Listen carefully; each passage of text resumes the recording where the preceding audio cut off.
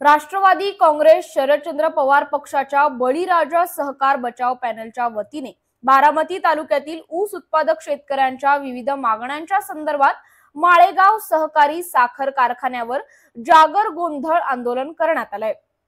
गेल्या काही वर्षांपासून ऊसाच्या उत्पादन खर्चात वाढ होऊ नये, ऊसाच्या दरात अपेक्षित वाढ झालेली नाहीये, त्यामुळे ऊस उत्पादक शेतकऱ्यांचं मोठं आर्थिक नुकसान होत असल्याचं आंदोलनकर्त्यांनी सांगितलंय। ऊसाला योग्य आणि किफायतशीर दर मिळावा, किमान आधारभूत किंमत एक रकमी मिळावी, ऊसाच्या दराची निश्चिती करताना उत्पादन खर्च, महागाई आणि शेतकऱ्यांचा नफा यांचा विचार व्हावा। साखर कारखान्याने वेळेवर आणि पारदर्शकपणे ऊस दर जाहीर करावा, या प्रमुख मागण्या यावेळी करण्यात आल्या आहेत।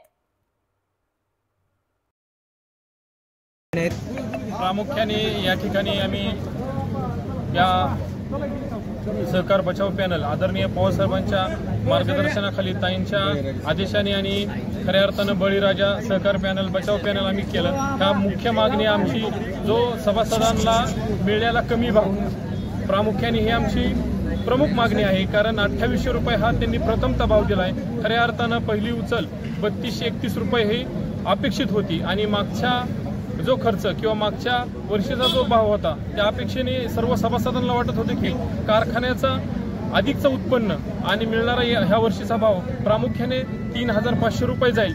पण या सभासदांचं तोंडचं पाणी पुसून या संचालक मंडळाने खऱ्या अर्थानं 2800 रुपये भाव देऊन आणि 3 महिन्यानंतर निवडणूक आदरणीय पवारसाहेबां सर्व सभासद नाराज वर्ग आदरणीय पवारसाहेबांकडे गेल्यानंतर ऊसाचे अनेक प्रश्न झाले की 2-2, 3-3 दिवस हा प्रामुख्याने ऊस आपल्या शेतामध्ये राहिला, कामगारांचे पगार ते प्रामुख्याने पवारसाहेबांकडे गेले आणि कुठंतरी हे पॅनलची चाहूल लागल्यानंतर ह्यांनी आता या संचालक मंडळाने राहिलेले पैसे वाढवले आणि देण्याचं 20 मार्चला या ठिकाणी कबुली केली। खरं तर अपेक्षित होतं की हा एक रकमी जर पैसे मिळाले असते तर येणारा हा मार्च महिन्यामध्ये सोसायटी असेल, मुद्दत असेल, अनेक शेतकऱ्यांनी या ठिकाणी मुद्दत सोसायटी काढून पण आपले उत्पन्न खर्च किंवा आपल्या मुलाबाळांचा खर्च शिक्षणाचा भागत नसल्यामुळे बऱ्याच पतसंस्थेकडे आपले कर्ज घेतलेले, सोने गहाण ठेवलेले आहे। आणि आज माझ्या सभासदांच्या मी स्वतः निरावागतचा एक सभासद आहे आणि माझ्या गावामधले गेटकेनला 8 सभासदांचे ऊस गेले। हे प्रथमतः माळेगाव सहकारी साखर कारखान्यात इतिहासात घडलेली सगळ्यात किळसवाणी गोष्ट आहे।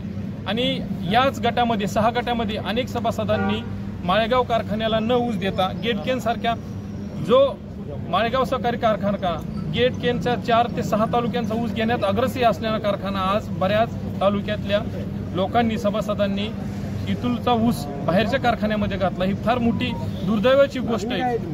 आमची मागणी प्रामुख्याने एकच आहे की सभासदांना आम्ही या ठिकाणी निवडणुकीचा उद्देश किंवा कोणताही उद्देश न ठेवता की माझ्या सभासदांना अधिकचा भाव मिळावा, जो FRP एक रकमी मिळावी आणि जो कारखान्याचा अधिकचा उत्पन्न आहे मग ते कोजनरेशनच्या माध्यमातून होतोय, पेट्रोल पंपाच्या माध्यमातून होतोय, कारखान्याचे जे भाडे आहेत त्या माध्यमाचे, डिस्टिलरीच्या माध्यमातून जे कारखान्याचं कार्यालय त्या माध्यमातून हा भाव खऱ्या अर्थानं सभासदांना एक रकमी दिला तर त्यांचे प्रपंच चालतील, नाहीतर अन्यथा माळेगाव सहकारी साखर कारखाना हा भवाननगर किंवा छत्रपती कारखान्याच्या मार्गाने चाललेला कारखाना आहे। त्यामुळे सर्व ज्येष्ठ सभासद, सर्व तरुण वर्ग, सर्व एक सुशिक्षित सभासद या ठिकाणी एकत्र होऊन त्यांच्या जी मनातील भावना आहे त्या आम्हाला अधिकचे पैसे, एक रकमी पैसे मिळाले पाहिजेत, हा प्रामुख्याने या सभासदांची प्रमुख मागणी आहे।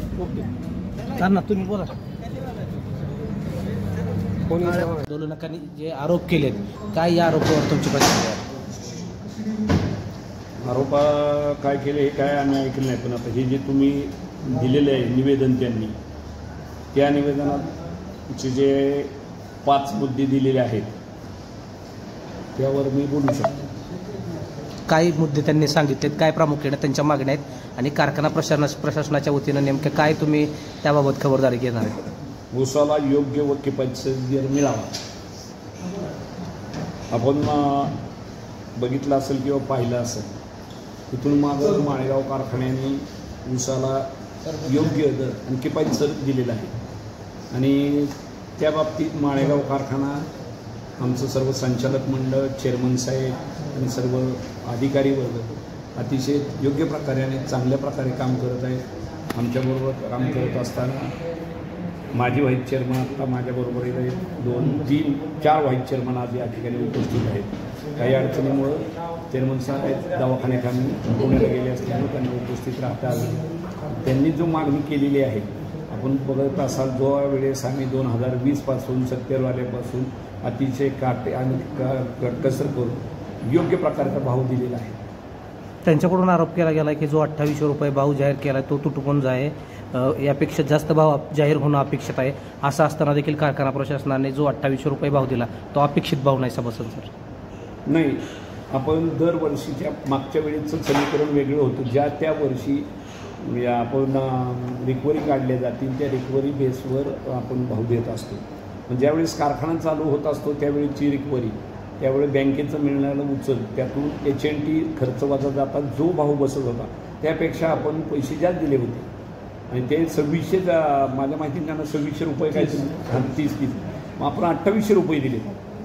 म्हणजे तो जर त्या वर्षीचा बघितला तर जास्त देतोय. आत्ताची रिकव्हरी आणि आत्ता देणारे पैसे आपण हे सुद्धा बरोबर आहे. जो नीरा नदीच्या प्रदूषणाचा विषय आहे, माळेगाव कारखान्याचं जे रसायनयुक्त पाणी आहे ते सातत्यानं ते पाणी या नदीमध्ये सोडलं जातं आणि या नदीमध्ये सोडल्यामुळं नदीचा प्रदूषण मोठ्या प्रमाणात झालं आहे. कारखान्याच्या माध्यमातून जवळपास 2 ते 3 कोटी रुपये खर्च करून जो ETP प्लांट बांधला आहे, असा असताना कारखान्याचं रसायन मिश्रित पाणी नदीमध्ये का सोडलं जातं?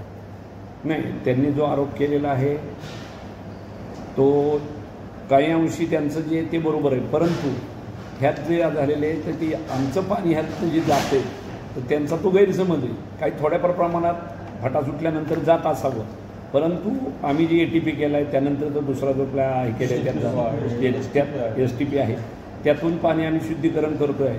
परंतु कॅनलचा फटा हा 22 सुटल्यानंतर जे शेतकरी पाणी धरत आहेत आणि जे त्यांच्यातलं पर्क्युलेशन वाढते त्यातून ते जाणारं आहे आणि त्या ठिकाणी आपण जे पाणी जात आहे म्हणताय त्यातले 12 माळेगाव कारखान्याचं वाढीव हद्दीतले जे ही आहेत घरं आहेत माळेगाव सहकारी साखर कारखान्यातली, त्याचं जे पाणी ते पण त्याचं मिश्रित होतं. नवीन माळेगाव जी ही होती नगरपंचायत त्यातून त्यांनीसुद्धा HTP बघितला पाहिजे. त्याचीसुद्धा पाणी माळेगाव कारखान्याचं त्यात जातं आहे. आणि काही आम्ही परवानगी घेतलेली असतानासुद्धा काही जण जाणून बुजून त्या कामाला अडथळा आणत आहेत. आम्ही त्यावर गेली 2 महिने अतिशय सामंजस्याने की बाबा हे काम झालं पाहिजे, त्या कामाला प्रशासकीय परवानगी घेतलेली आहे, त्या कामाचे पैसे भरलेले आहेत PWDकडे तो रस्ता खोदण्याचे, त्याच्याकडे आम्ही पोलीस स्टेशनला पत्र दिलेले आहे. पण जाणून बुजून काही जण राजकारण करतायत. हे राजकारण सर्वसामान्यांसाठी केलं नाही पाहिजे की ह्यातून सर्वांचं जलप्रदूषण खराब होईल, ही होईल. मग ते जर आम्ही ती पाईपलाईन केली तर अख्खी पाईपलाईनचं जे पाणी ते डायरेक्ट कुठं इथं मध्ये न होता आमच्या जे ATP आणि STP जे केलेलं आहे त्याला जाणार आहे.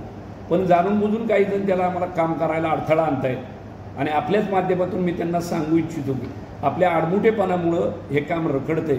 आपणच त्यांना त्याला सहकार्य केलं तर हा सगळा प्रश्न लगेच सॉल्व्ह होणार आहे. आणि आपण जसं विचारलं की बाबा पाणी वाढते, मी आपल्याला नम्रपणे सांगू इच्छितो की ज्या वेळेस कॅनलला पाणी येतं, कॅनलचं ज्यावेळेस 22 फटा सुटल्या जातो त्याच वेळेस प्रमाण सुटलेलं असतं. इतर वेळेस आमचं पाणी अंशतः जात असतं. एवढंच या ठिकाणी मी नम्रपणे सांगू इच्छितो. त्यांनी असा देखील आरोप केला की जो ETP प्लांट 2 ते 3 कोटी रुपये खर्च करून बांधला आहे हा केवळ सभासदांचे पैसे खाण्यासाठी बांधला आहे. मात्र हा प्लांट बांधून देखील जे काही नदीचं प्रदूषण आहे हे प्रदूषण सातत्यानं होताना पाहायला मिळत आहे. वस्तुस्थिती अशी आहे की जी ATP प्लॅन जो बनलेला आहे त्याची जी कॅपॅसिटी आहे त्यापेक्षा इतर पाणी जास्त होतं, त्यामुळे आम्ही परत तो STP बनवला. वस्तुस्थिती ते मानतात त्या गोष्टीने आज बिलकुल सत्य नाही. राजकीयदृष्ट्या हे सगळे आरोप करतात. जो प्लॅन बनलेला आहे त्यापेक्षा एक्सेस पाणी गेल्यानंतर तो विषय होतो. पण एक्सेस पाणी कुणाचं जात आहे? नगरपंचायतचे जे आहेत ते किंवा जे माळेगाव कारखान्यात जी घरं आहेत किंवा जो फटा सुटल्यानंतर 22 फटा सुटल्यानंतर जे पाणी जाते ते पाणी जाते. त्यामुळं हा त्यांचा आरोप हा निराधारपणाचा आणि अतिशय बालिशपणाचा आहे. कारण का या ठिकाणी जे काम करत असताना आम्ही कमीत कमी ते टेंडर घेताना जी VSIची लोकं आली होती, त्यानंतर VSIच्या लोकांनी ते हे केलेलं आहे, VSIच्या लोकांनी त्याची पाहणी केलेली आहे, तज्ज्ञ लोकं बोलवली होती आणि तो अतिशय चांगल्या प्रकारचं कारवाईत आले. आणि त्यानंतर जो STP प्लॅन आहे हा सुद्धा चालू झालेला आहे. त्यांची बिलं अजून पेंडिंग येत देतो आहे. आम्ही त्यावर त्यांचे पैसे काय असते ते घेतलेले. आम्ही कुठलंही चुकीचं काम करत नाही, करणार नाही.